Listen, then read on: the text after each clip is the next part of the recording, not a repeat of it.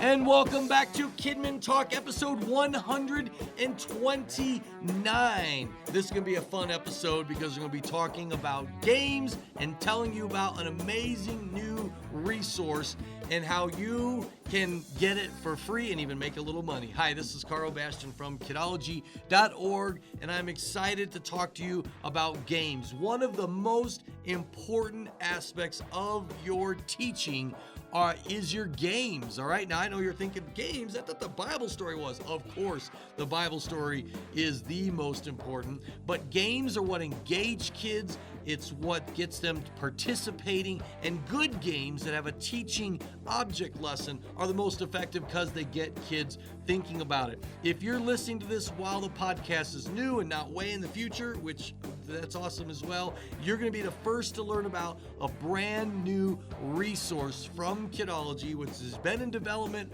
for a while, and it's called 88 Games with 8 Objects, written by Nikki Straza, one of the most amazing kids pastors in the world. And I'm going to tell you how you can get it free and even make a little money. So we're going to talk about games, some practical tips. If you have game leaders, you want to send them a link to this because it's going to be practical. So let's talk games as we talk Kidmin. Oh man, I am so excited about this 88 games with 8 objects. Nikki Straza has been working hard on this for a very long time, and the concept is genius. You know how you just have those Sundays where you've got to fill some time, or special events where you got to fill some time, and you're like, okay, I need a game. What's my favorite game? And you might have some favorites you play with the kids, but if you overplay them, you know, they get bored with them, or, oh, not that game again. So you want to reserve those ones. Well, this 88 Games with 8 Objects is a kit that you can put together that is just 8 objects, including this downloadable book. And if you use it on a computer, it's searchable with key hashtags. And what you're going to do is you're going to put together this tote. It's going to have some objects in it, some bandanas, some playing cards, some solo cups, some noodle nuggets, which is pool noodles sliced down into little slivers, and a gizmo and a bunch of cool stuff. And you are going to be able to play a bunch of fun games. In fact, it's more than 88 when you dive into all the variations of the different games that are in there. So I want to tell you how you can get this for free and even make a little money, all right? There are different categories. There's teaching points. There's applications. So you can even start with what you're trying to accomplish and then find the game that helps you accomplish that, or play a really fun game and see what the teaching applications are with that game. So what you're going to do is you're going to go to kidology.org/88 games. On that page is information about the book. There's bonus videos with Nikki explaining how to put together the kit. As people start using this kit, we are going to be collecting videos of the games in action. Our goal in the next year or so is to get a video of all 88 games so you can go watch it being played, and then you can learn from it. And as we get feedback and improvements, we definitely can edit the book because it's a digital resource, but it is a phenomenal resource. So if you want to get it for free and even make a little money, here's what you do. Now, if you're listening to this podcast a year in the future, if you don't see this offer at the top of that page at kidology.org/88 games, you missed the boat, but that's all right. You're going to benefit from those who took advantage of this, because here's the deal. This month only, in March, if you buy the 88 Games book with 8 objects, we will send you a $25 Amazon gift card if you'll do a couple of easy things for us. All right, so you basically get the book free. The book costs less than $25, so you'll make a little bit for your effort. But we want you to put together your kit. We don't want you just to buy this book and then just, file it on your shelf or file it and lose it in your computer. We want you to put the kit together. Get your tote, fill it with all the supplies, go to Walmart, make the things you need to do. It doesn't take long. That's the genius of it. And then you're going to pose for a picture in your kids' church set with your kit and display it really cool, because we want to put those pictures on social media and we want to use them on the 88 Games page. And then we want you to play one of the games, any game you want, and videotape it for us. You can do it with your iPhone. Don't worry about the fancy editing and all that. We'll take clips, and I'm hoping to get several of these. I can put together a fun promo video of the games in action in a variety of settings. So during the month of March, buy the book. Take a picture of you with your kit after you put it together, play one of the games and film it. And for the first 20 people who send us that picture and send us that video, we're going to send you a $25 Amazon card. If your church paid for it, you can use the Amazon card, for your birthday present for yourself, or you can apply it to your ministry. We don't care what you do with it. We just want to give you a tangible thank you for helping us to promote this book and to help others find out how amazing it is. And I know it's going to have a huge impact. I love just picturing these 88 games with 8 object kits all over the place and then being utilized. It is amazing. There are so many games in here. I'm just going to breeze through here really quick. So you put together the book, you have your objects that you make. There's instructions inside. There's what noodle nuggets look like if you are watching this podcast in the video version. There's complexity ratings. There's topical associations with every group, with every game. There's age groups, teaching kids critical thinking.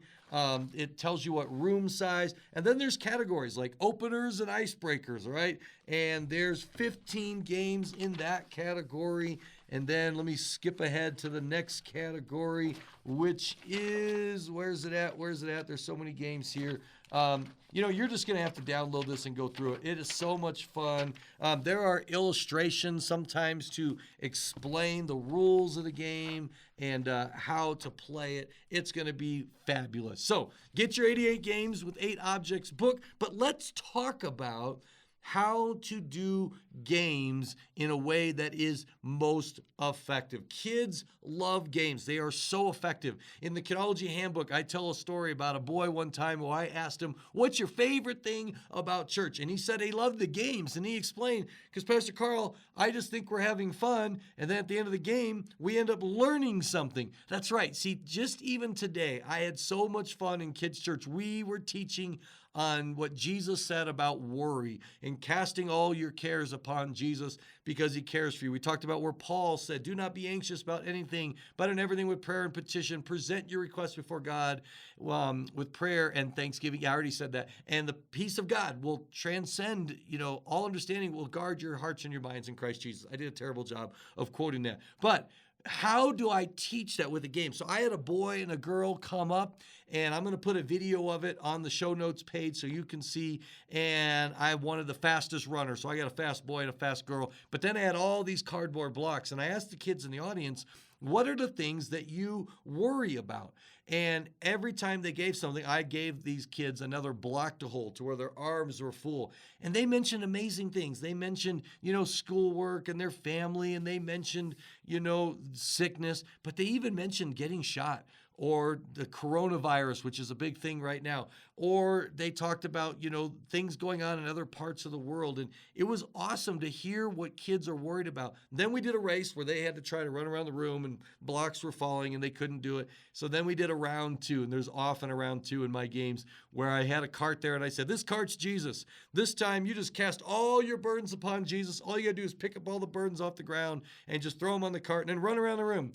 And then I asked them at the end of the game which one they liked better. And of course, they liked the second round better. And then we just talked about how people go through life, they're carrying all this stuff and they're not able to enjoy life the way God intended. So games like that. And every week, I love to include a game that illustrates the main point. Kids will go home having listened to you talk about worry, but when they go home having seen visually the impact of worry from having played a game, that sticks with them so much longer. I've been amazed how many times I've had high schoolers, even older, come back to me and say, man, I remember this game and I'm going through something in my life right now. And as I was praying about it, God brought a game to mind. They didn't say my great lesson, my sermon. No, they remembered the game. And that also happens with object lessons. So what are some tips to leading a great game? Let's just fly through some of them. The first one is lead clearly, strongly, and loudly, and enthusiastically. And yes, that's all one point. All right. You can't get up there and be like, okay, kids, we're going to play a game. I hope you like it. I get downloaded off this website, and someone said that they thought it was a good game. And no, man, I don't care if it's a lame game. You get up there and you lead that lame game with so much enthusiasm and so much excitement that they can't help but like it. And by the way, lame games are awesome. If you play them enthusiastically, they're great. So you want to get up there. Your demeanor sets the tone for the entire game. This has got to be the greatest game that has ever been played in the history of children's church. And next week, you just play another game. That is the greatest game in the history of children's church. And next week, you do another game. That's the greatest game in the history of children's church. Because that kind of enthusiasm gets the kids excited. And they'll never go, wait a minute, you said last week's game was the greatest game in the history of children's church. You say, oh, well, that's before I learned about this game. So you just need to be excited. Number 2, give the name and the main objective of the game at the beginning. Nothing is worse than like you start getting in a game, you start dealing with the props, and you're giving the kids all the rules, and they're like, I don't know what I'm supposed to do. So you got to start out right off the bat saying the object of this game is to get around the room with all those blocks without dropping any. Then you get into more details about it. But be right out of the bat, have a fun name for the game, have a clear objective so they know what to do. That's so important. I remember one of my first ministry leadership experiences in junior high was when I was a game leader for a little kids club. And man, no matter how hard you explain, they went the wrong way. They crashed into each other. It was so entertaining. But I learned that if I need to be really clear at the beginning, we're going to be running around the circle and seeing who can get back to the beginning first. Then you explain that they're going to be juggling 18 balls, riding a unicycle, with someone with a flaming torch chasing them, whatever. All that comes later. The main objective comes first. Then you need to explain how many people you're going to need, how many teams there is, and of course you choose your players. Now there is an art to picking players in a game. You want the kids that are enthusiastic. You want the kids who aren't going to clam up when you get up front. And sometimes we tend to pick the good kids. Some of the kids that are the bad kids, they're just kids that have a hard time sitting still. So don't punish them by not letting them play a game. The game is probably the best thing you can have them do. So even that kid that's driving you crazy, keeps talking and fidgeting, get him up playing the game. Use him as an object lesson. He's going to go home having not remembering anything you said, nothing else, but he's going to remember the game. All right? So pick the best kids for the game. Next, position the game so the audience can see. This is so important. Unless your game involves everybody, and I love those games. I posted to Facebook a couple weeks ago this game about spreading love, and I had these balloon hearts I had to pass through the whole audience. I'm always going, is there a way the entire audience can participate? You can't always do that. And so when the audience isn't all participating in the game, then they're cheering, but you want to make sure they can see it. I have watched games where the game leader was standing between the audience and the kids. They're literally blocking the game where people can't even see the game. So make sure you position the game where everyone can see, everyone can participate. If you've got the technology to have someone with a camera and put up on a screen, that's fantastic. I've done that in the past. I've even worn a head cam with a helmet and so they could see the game. That's of course nuts and extra work, but a lot of fun. Next, repeat the object of the game before you go over all the other rules, and before you play it, make sure you repeat it at the end, because you've done a lot of talking, a lot of explaining, maybe some teaching in there as you talked about worry. So as you get back to the ready, set, go, you need to make sure you just repeat the objective, because there's a good chance they've totally forgotten it. Next tip, rabble-rouse the audience. Get them involved. Who thinks the boys are going to win? Who thinks the girls are going to win? Be prepared for your ears to hurt on that one.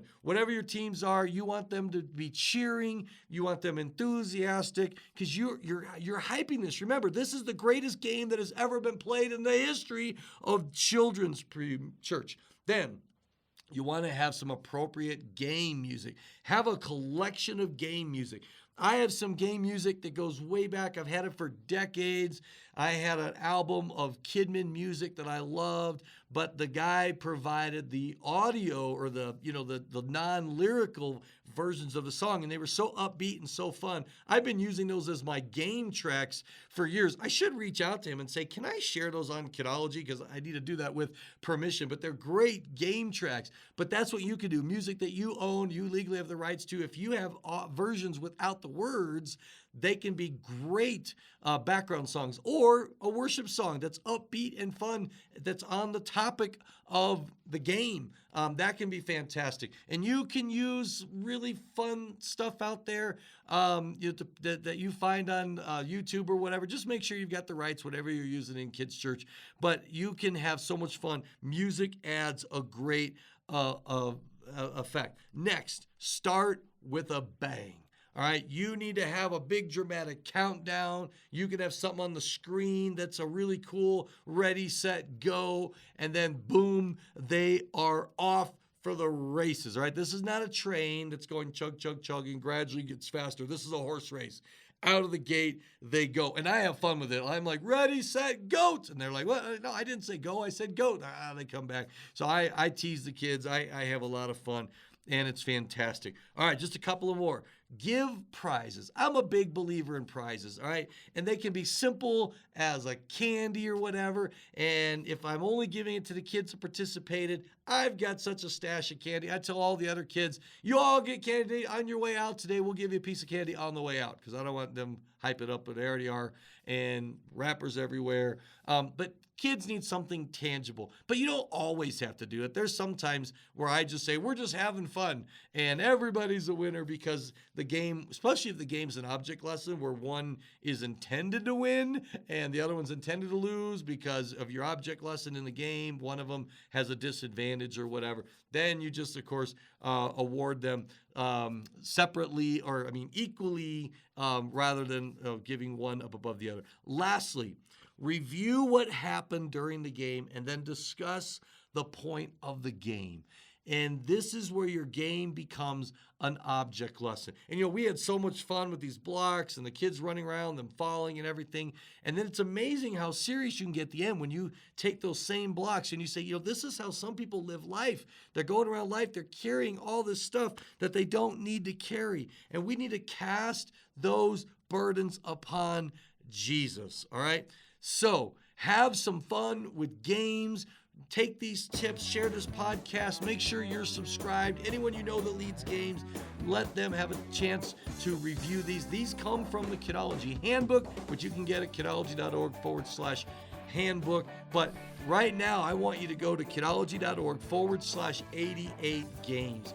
Get the book, and remember, this month only, if you buy the book and put together your kit and send us a picture of you with your kit and a short video, nothing professional, just with your phone. Please do it in landscape mode. Film the game in action. Just give us the whole thing. We'll chop it, slice it, whatever, and have some fun with it.